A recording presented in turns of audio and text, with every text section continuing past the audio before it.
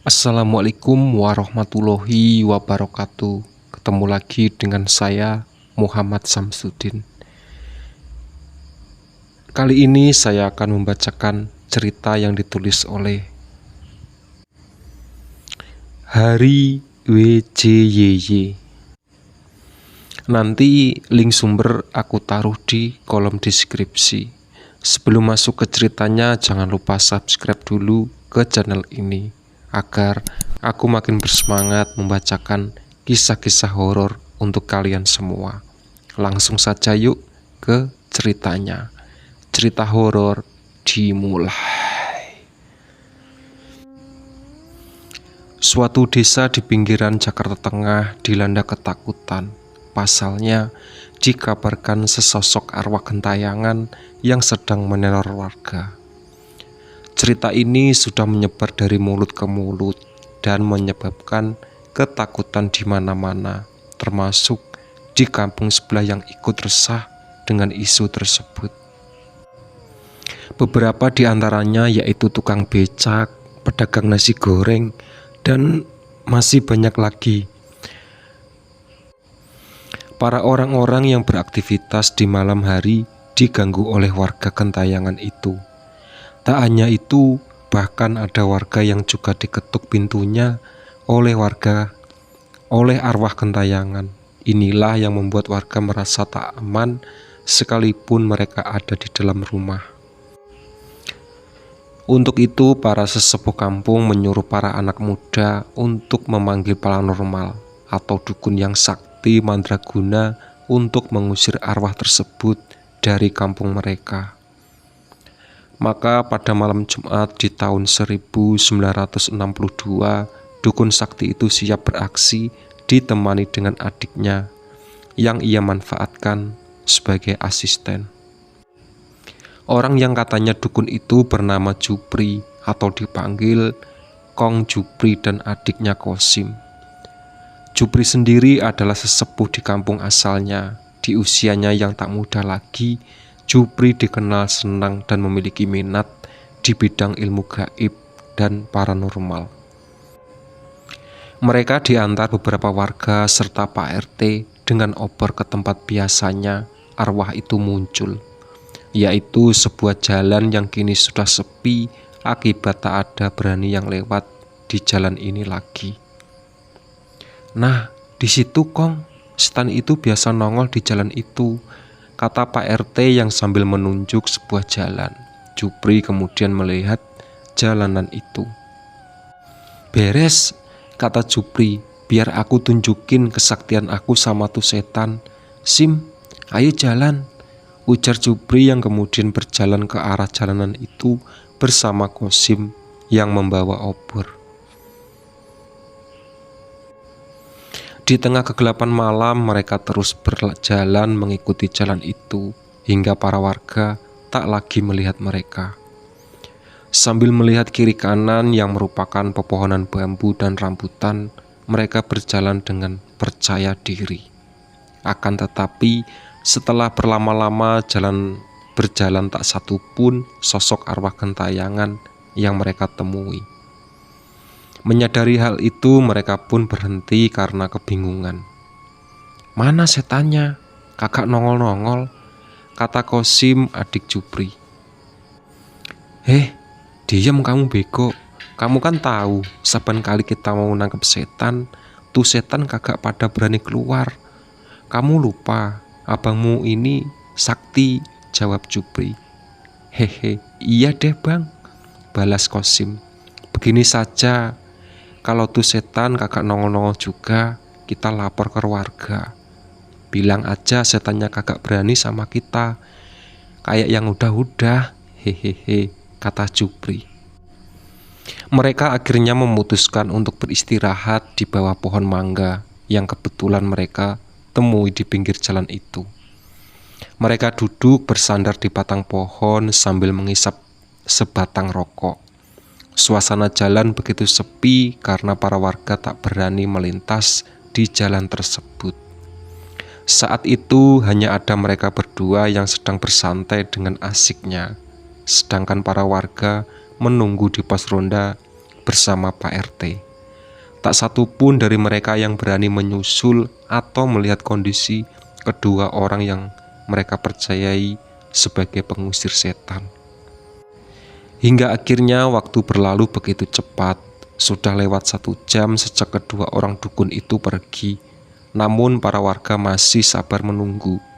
Sementara Jupri dan Kosim masih di tempat yang sama, di pohon mangga. Bangun kamu, ucap Jupri pada adiknya yang tak sengaja ketiduran di bawah pohon. Kenapa sih bang? Kata Kosim yang kemudian memakai pecinya. Ini Nyonya ini tolong kamu antar ke warga dah. Kasihan dia jalan sendiri, nanti ketemu setan, jawab Jupri yang sedang bersama seorang wanita di sampingnya. Iya bang, saya takut, kata wanita yang kebetulan lewat di depan mereka itu.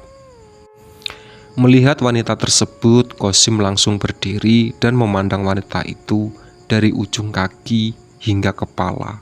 Namun Kosim memanggil abangnya dan hendak menyampaikan sesuatu secara diam-diam.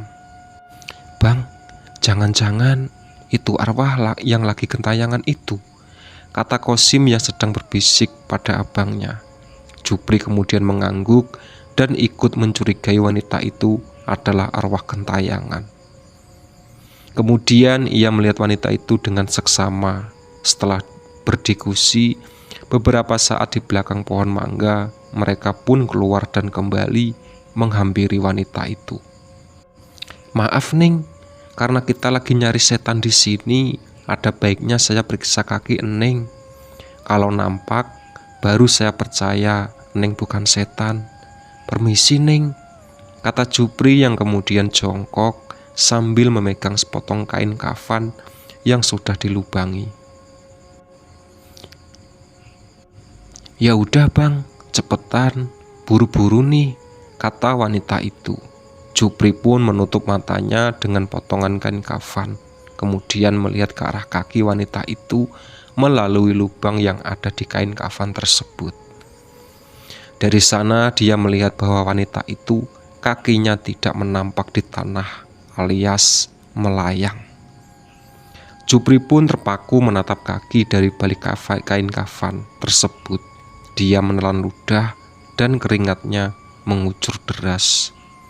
Sim, ngambang Sim, kata Jupri dengan nada pelan.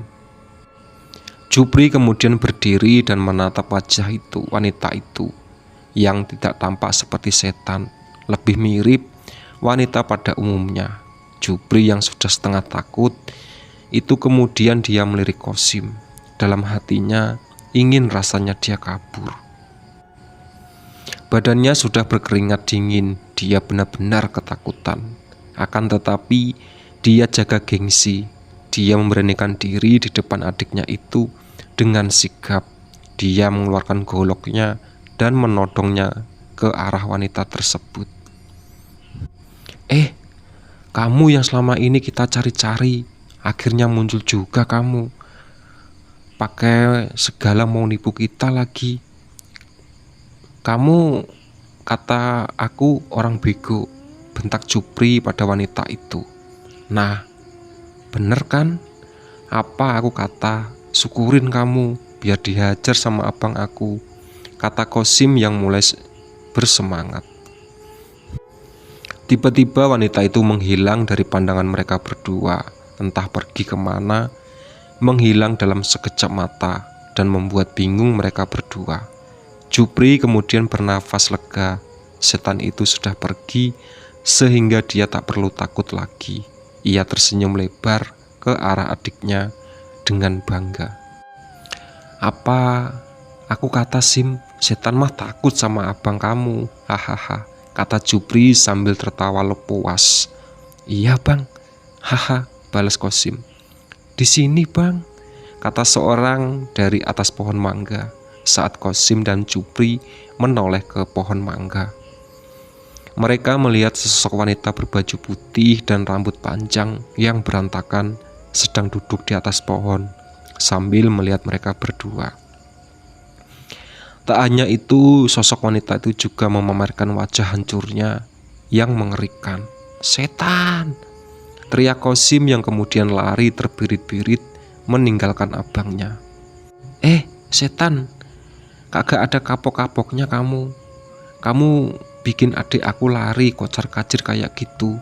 Sini kamu, biar gue kampret sampai mampus kamu, kata Jupri sambil menodongkan goloknya. Setan wanita itu pun menatap Jupri, namun kali ini matanya berubah menjadi merah. Mulutnya terbuka memperhatikan belatung-belatung yang sedang menggeliat di dalam mulutnya yang sudah hancur itu. Tercium bau busuk yang teramat busuk. Beberapa dari belatung itu bahkan terjatuh dan menimpa wajah Jupri. "Hah? Belatung? Aduh!" gumam Jupri yang mulai kebingungan sekaligus ketakutan. Nafasnya tersengal-sengal dan tak kuasa menahan rasa takutnya sendiri. Setan itu tertawa sangat keras dan nyaring hingga cumik di telinga serta memecah keheningan malam saat itu. "Setan, tolong! Pak RT tolong!" teriak Jupri yang melempar goloknya dan kemudian lari karena tak kuasa menahan rasa takutnya tersebut. Jupri berlari menuju pos ronda yang tempat di mana Pak RT dan para warga menunggu. Akan tetapi setelah sampai di sana, ternyata para warga telah kabur duluan bersama adiknya Qasim. Jupri ditinggal sendirian dan tak tahu harus kemana. Ia berlari ke sana kemari mencari warung ataupun rumah warga yang belum tutup. Ia lari semakin tak tentu arah sampai akhirnya bertemu Pak RT yang sedang berjalan membawa obor dengan posisi membelakanginya. Tanpa pikir panjang, Jupri segera menghampiri Pak RT dengan wajah yang pucat dan penuh keringat karena ketakutan. Jupri pun berhenti di belakang Pak RT.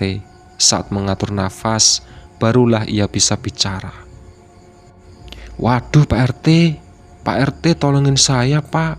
Saya diuber-uber sama tuh setan gentayangan Pak. Tolong Pak, anterin saya pulang dah. Saya takut tuh, setannya serem bener Pak. Tolongin saya Pak," kata Jupri yang sedang ketakutan. "Serem gimana?" tanya Pak RT. "Kayak gini bukan?" Pak RT kemudian memutar badan dan menunjukkan wajahnya yang hancur dan mengerikan, sama seperti setan di pohon mangga tadi. "Aduh, ampun, dosa apa aku diuber bersetan kayak gini? Aduh. Bangun, makan nasi pakai ayam. Aduh," kata Jupri yang semakin ketakutan dan semakin lemas badannya. Matanya sudah sayu saking takutnya. Perlahan pandangannya kabur dan gelap. "Qasim, kamu di mana sih? Tolongin aku napa?" ucap Jupri lemah sebelum akhirnya ia pingsan di tempat. Setan yang menyamar menjadi Pak RT pun berubah wujudnya menjadi sedia kala.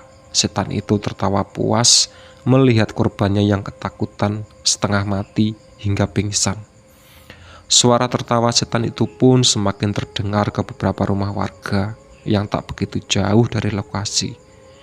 Para warga kemudian mengunci pintu karena ketakutan dan setan gentayangan itu pun terbang meninggalkan Jupri sambil terus tertawa.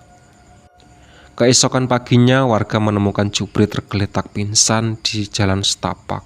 Setelah disiram, barulah Jupri sadar. Setelah berhasil ditenangkan oleh Pak RT, Jupri mengaku kalau dirinya bukanlah dukun, melainkan hanya orang yang hobi dengan hal-hal mistis dan gaib. Sedangkan dia sendiri belum punya pengalaman untuk mengatasi hal-hal seperti ini. Setelah beberapa jam istirahat di rumah Pak RT, Jupri dijemput oleh istrinya yang diberitahu oleh Qasim. Sedangkan Qasim sendiri masih ketakutan dan enggan untuk kembali pulang ke kampung ini. Itulah sahabat cerita dari dukun sok tahu ya.